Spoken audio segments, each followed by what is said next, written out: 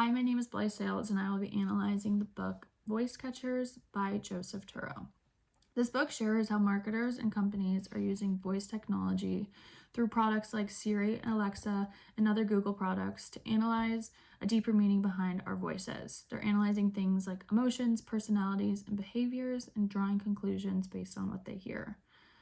It also talks about privacy concerns and the reasoning behind why these marketers are using our voices and how they do it.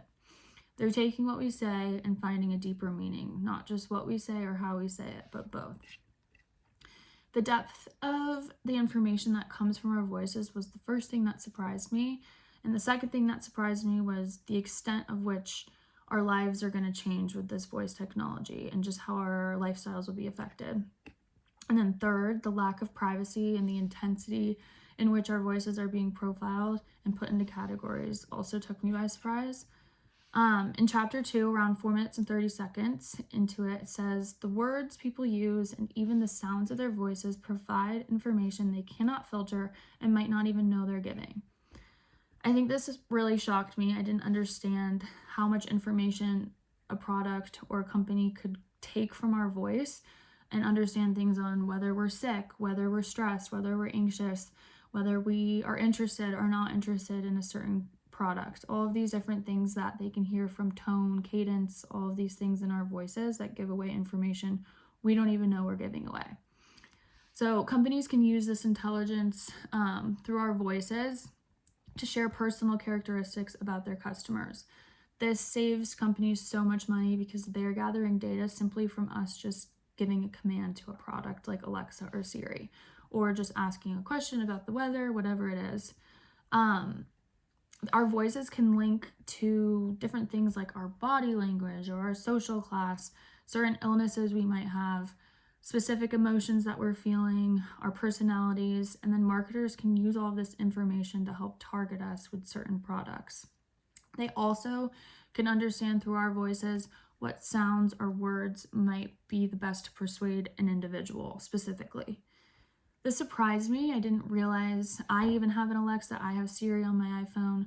I didn't realize how much information I was giving away by simply asking Siri what the weather was, or a silly little question my friends and I were trying to figure out. It's little information like that where it's just become a daily habit of mine that I didn't realize I was giving away. Things like how I was feeling, illnesses, emotions, anxieties, how I am persuaded individually. All of those things were not factors I thought I was ever giving away. Second, the extent to which these products are affecting our lives shocked me. I didn't realize that Amazon is trying to become an operating system for our life. That's what the book calls it in chapter 3. They say Amazon wants Alexa to be the operating system of your life. Amazon wants Alexa everywhere.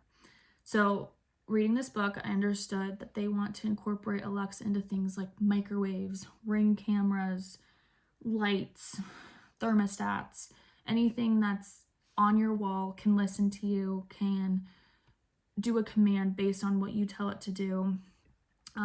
Example, Alexa, shut my front door. Alexa's going to shut your front door. It's also hearing the tone of your voice. Are you rushed? Are you leaving? Alexa, shut my garage door. You're not home. Where are you? Those types of things can be told through your voice and you don't even know you're giving that information away. Amazon will be so ingrained in our lives to the point where there's no competitor because we're so reliant on Amazon and the products that we think are just value add. This shocked me because I believe that Amazon products like Alexa are something I've used to just, Alexa, wake me up in the morning. Alexa, set an alarm for this time. Alexa, put this on my grocery list, are things that I've used Alexa for. And I didn't realize that these simple value add products or commands that I thought I was benefiting from are actually benefiting the company as well because they're gathering data from my voice. I think I also was shocked by the example of the hotel where you have an Alexa in your hotel and you say, Alexa, I need to check out, or Alexa, clean my room. And she answers with calling housekeeping and sending them up to your room, or she calls the front desk and says, room 402 is ready to check out. Those were things that really took me by surprise, and I didn't understand how ingrained these voice technologies can be in our lives and just the style that we live. Lastly, I was shocked by the lack of privacy and just how intense the voice profiling and categorizing can happen. Very few of us realize how much information we're giving away, and we don't realize that we're being put into categories and being identified based on how our voice sounds.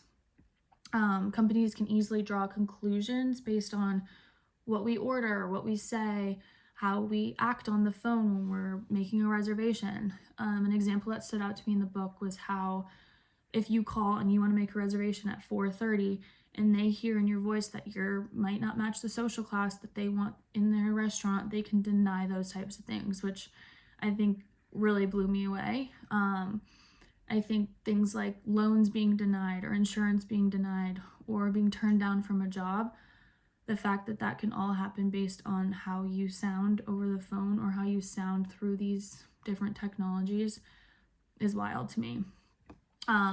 Voice profiling is a whole nother level of privacy invasion and labeling people, and I don't quite understand how it can be exactly accurate. And the book did talk about how these things are we're still wondering on the confidence levels of how these technologies can make decisions and make conclusions.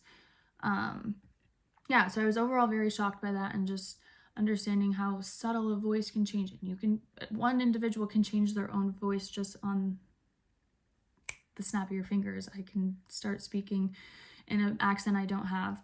And then on top of that, there's also voice theft. Voice theft shocked me too, because someone can just take someone else's voice and replicate it and use that to then help them not be turned away for something.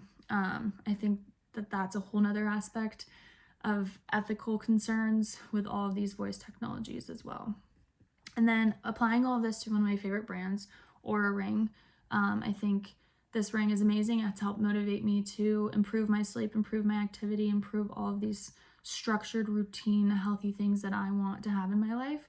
And it already knows so much about who I am, what my routine is, how I'm feeling, but it would be even more interesting to understand, to have a voice command then tell you more than Aura tell you more about who you are. So in this case, I'm imagining a feature where it's like a voice check-in. In the morning, you tell Aura Ring a command, or you tell them just a quick check-in about how you're feeling, and they draw a conclusion to maybe you have a scratchy voice, you need medicine, you need extra sleep, you need more activity. There's different health insights that it can give you based on how your voice sounds. Or are you stressed? Are you anxious? Are you talking really fast?